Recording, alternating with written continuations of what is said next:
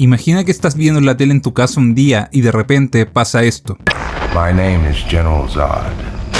Ves a un alienígena con pinta de terrorista controlando todos los medios de comunicación del mundo y diciéndote, no están solos en el universo. Y no tan solo eso, sino que te revela que uno de ellos lleva años conviviendo con la gente de la Tierra y que tiene poderes más allá de cualquier cosa inimaginable. En mi caso yo estaría cagado de miedo, e imagino que la mayoría de la humanidad también. Esto es lo que ocurre en Man of Steel, una película del 2013 dirigida por Zack Snyder y protagonizada por Henry Cavill. La cinta nos cuenta los primeros días de Superman pasando primero por su origen en Krypton, la crianza de sus padres en Kansas y cómo Kal-El se revela al mundo como uno de los seres más poderosos del universo. Man of Steel no solo dividió a la crítica, sino también al público, y hoy, más de 10 años después, sigue generando el mismo efecto. Algunos consideran que este Superman es demasiado serio y oscuro, no pareciéndose en nada a su contraparte de los cómics. En cambio, otros creen que es una historia épica que muestra lo que realmente sucedería si un extraterrestre todopoderoso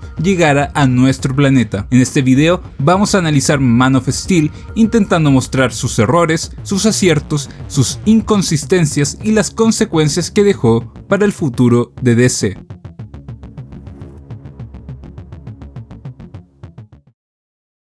A finales de la década de los 2000 y principios de la de 2010, Marvel estaba en uno de sus puntos más altos. Tras 2 películas de Iron Man, una de Capitán América, una de Thor y otra de Hulk, decidieron que era el momento de juntar a estos héroes en un único proyecto, The Avengers. Los Vengadores fue el primer crossover a gran escala entre héroes de una misma compañía. Dicha aventura generó más de 1.5 mil millones de dólares de taquilla.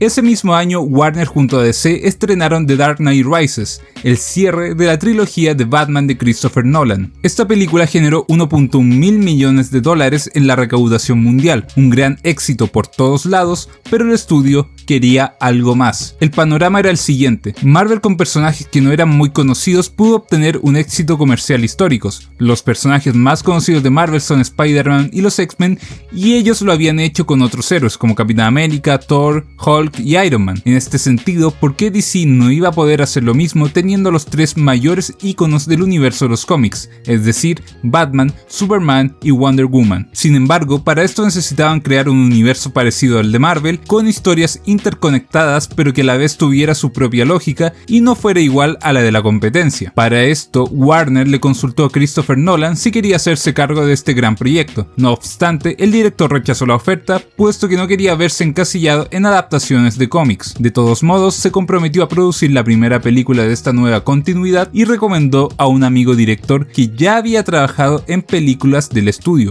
Su nombre era Zack Snyder. Snyder tenía varias ventajas a la hora de hacerse cargo de este proyecto. Primero, era un cineasta con películas bastante rentables para el estudio, como lo fueron Dawn of the Dead o 300. Además, ya tenía experiencia en adaptaciones de cómics, no solo por la antes mencionada obra de Frank Miller, sino porque se encargó de dirigir Watchmen de Alan Moore, algo que todos pensaban que era imposible, pero que él lo llevó a la gran pantalla. Aparte de esto, Snyder tenía un sello de autor, una estética propia y una visión de los personajes que contrastaba radicalmente con lo que se mostraba en ese momento en Marvel. Finalmente el proyecto se puso en marcha. Se determinó que la primera película de este universo sería sobre Superman, considerando que la anterior película de este personaje no convenció a muchos y que fue un fracaso en la taquilla. Se eligió a Henry Cavill como el nuevo Clark Kent, manteniendo la tradición de que lo interprete un actor más o menos desconocido, y a Amy Adams como Lois Lane. También se contó con la participación de actores consagrados como Diane Lane, Russell Crowe, Kevin Costner, Michael Shannon y Lawrence Fishburne. El presupuesto sería de al menos 225 millones de dólares y la idea era que Man of Steel fuera el inicio de un proyecto que incluiría a más héroes del universo DC.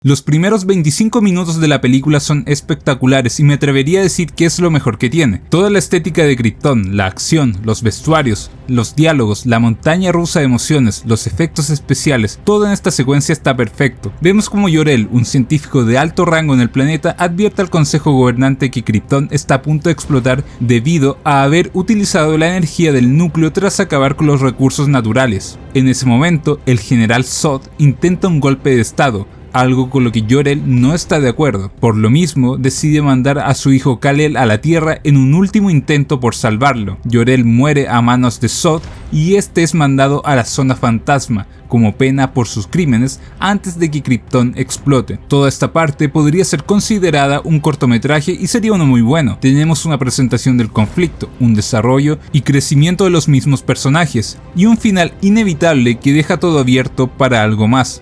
Sinceramente me hubiera encantado ver una película completa de este mundo y de este conflicto de Jor-El y Zod. Este inicio es tan potente que provoca consecuencias positivas y negativas. Es positivo porque el ritmo que tiene y la cantidad de cosas que vemos nos hacen estar pegados a la pantalla mirando todo lo que ocurre. Sin embargo, es negativo porque nos hace creer que todo el resto de la película será así, pero la realidad se podría tornar decepcionante. Si te está gustando este video, te pido por favor que dejes un me gusta para que se recomiende a más personas, te suscribas al canal y me sigas en todas las redes sociales y así poder seguir creciendo como creador de contenido.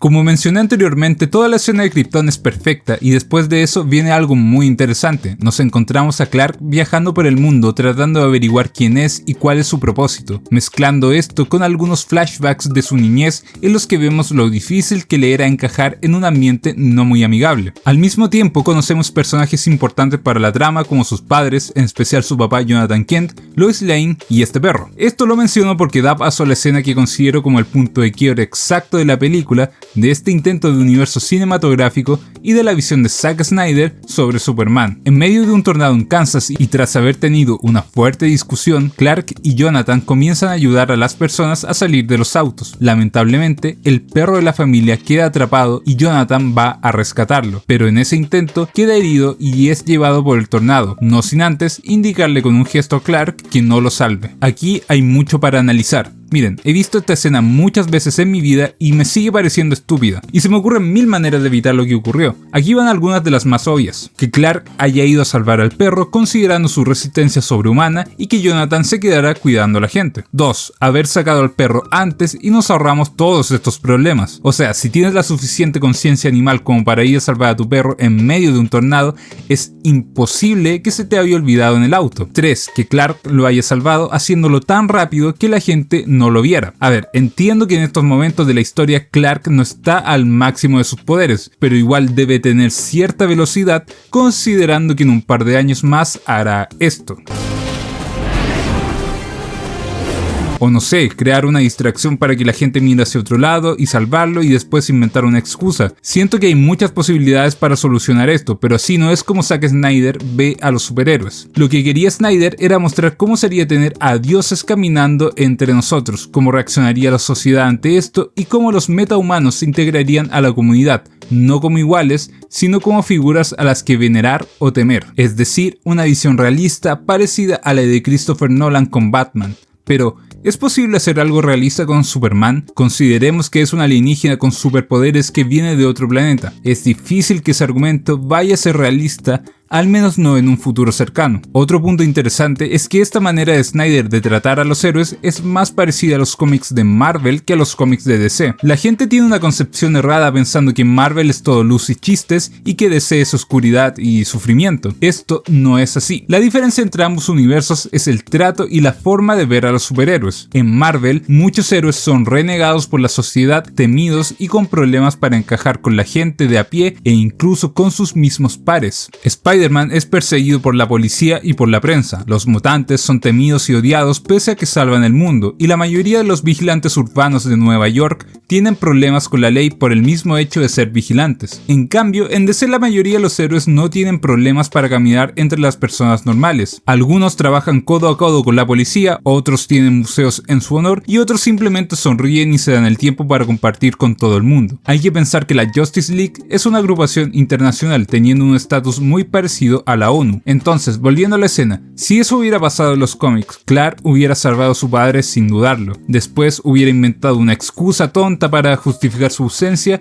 y la gente se lo habría creído y todos felices. A lo que voy es que Snyder implantó aquí su visión e hizo una declaración de principios. Los humanos son humanos y los superhéroes son dioses. Dioses que tienen responsabilidad en las decisiones que toman, que deben tener cuidado de ser temidos y que están por encima de las personas.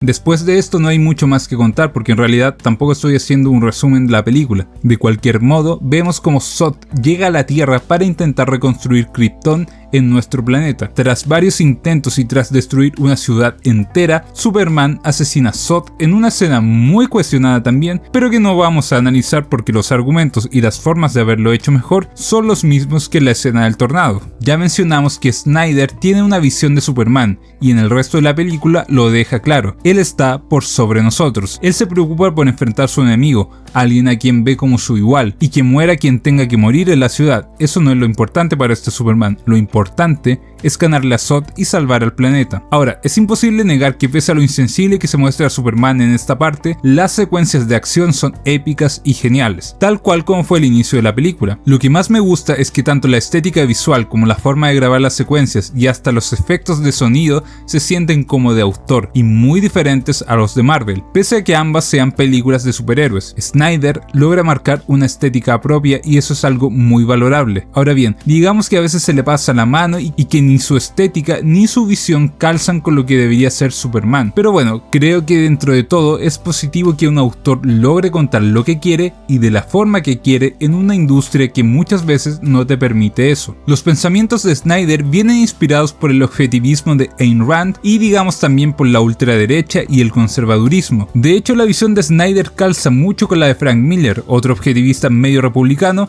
pero de esto podríamos hablar más en una reseña de Batman vs Superman. El punto es que Superman es cercano a la gente, Superman es la esperanza, Superman sonríe, Superman es el Boy Scout que salva gatitos, es alegre, pero el Superman de Snyder no es así. El Superman de Snyder es oscuro, depresivo, ve el mundo como un lugar que lo rechaza y si bien decide salvarlo, no está del todo seguro. ¿Es incorrecta esta visión? Probablemente no, pero tal vez no es la visión más adecuada para el Hombre de Acero.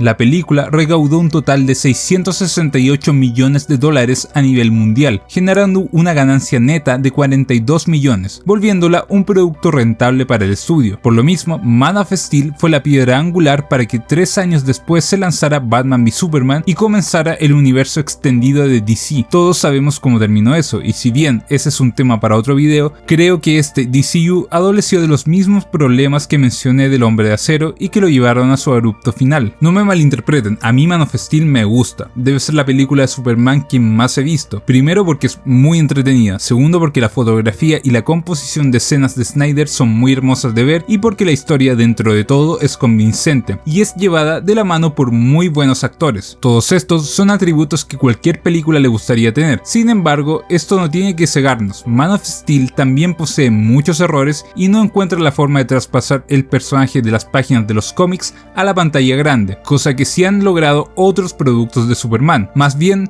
es una interpretación y una visión muy en específico de este superhéroe que tiene más similitudes con su versión del videojuego Injustice, lo que se hace más patente en películas futuras que con el héroe clásico que todos conocemos y amamos. Ese ser venido desde otro planeta que nos enseña a los terrícolas lo que es la esperanza, la amabilidad y la verdadera humanidad. Espero que te haya gustado el video, no olvides dejar un like, suscribirte al canal de YouTube y seguirme en TikTok, Instagram y Facebook para más contenido que pueda ser de tu agrado. Nos vemos en el próximo video.